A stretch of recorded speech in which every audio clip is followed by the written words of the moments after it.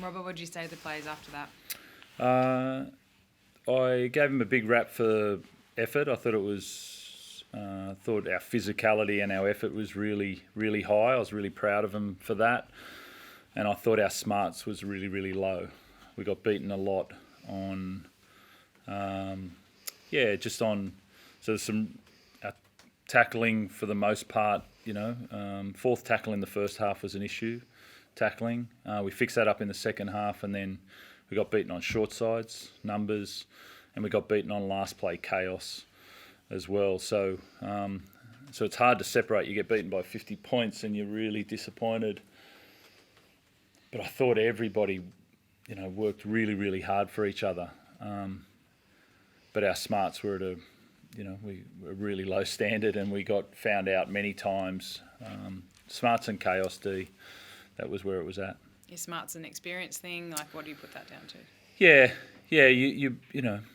I said to him, when your heart rate's at 160, 170, you got to get it there by making effort, and I thought it was. And then you also got to think clearly, and sometimes pressure, and then pull back, and then move on to another player, and then connect up with the guys around you to solve that. And we would work really hard, and then race out, and then leave an overlap there with 3 or 4 players, and then that guy ended up being isolated, and then it just ended up being really loose.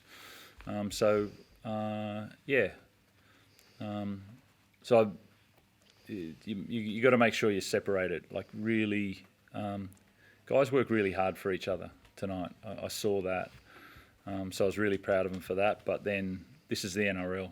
It's not, you have to make really good decisions under pressure and at different times. And if someone comes up with an option to stop that, they'll come up with a second option or a third option, and that's what those guys did. And you have to adapt to that. And we could do one of them with high effort, and then we couldn't adapt to the second option or the third option tonight. And yeah, that was the story of the game.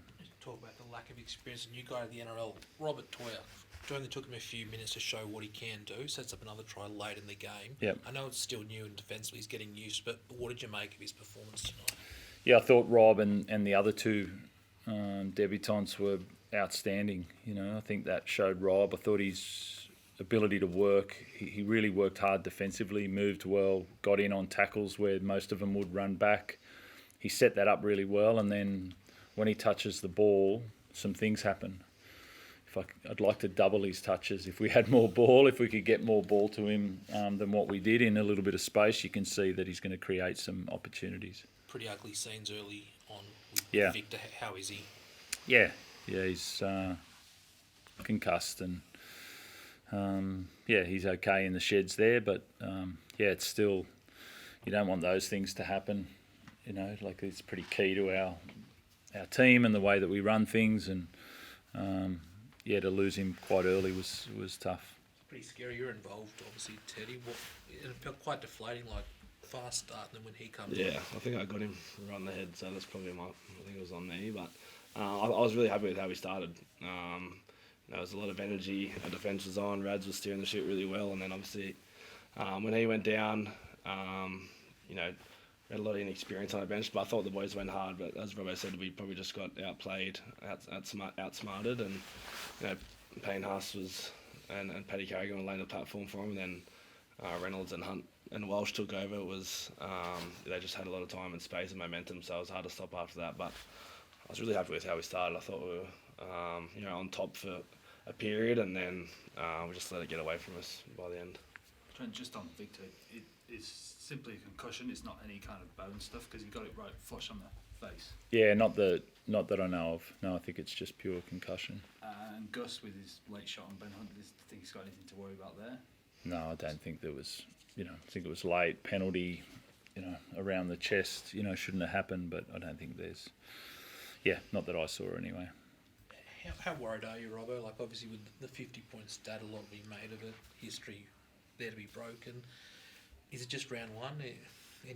Any extra concerns that you're feeling right now, or how do you sort of? No, I've been asked about that at different times, and it's hard to explain. How excited you are about developing a team and watching these guys 3 debuts and play, and it's really disappointing. But it's not a matter of happy or sad, or like we've got to work hard, and this coaching's that you've got to make sure that you take it step by step, and I saw some things there that I liked, and we'll keep getting better as long as we keep our attitude where it needs to be, and we keep improving our smarts, and we keep belief in our team. So, I've been asked a bit about worried or the challenge or whatever. That's the beauty of it.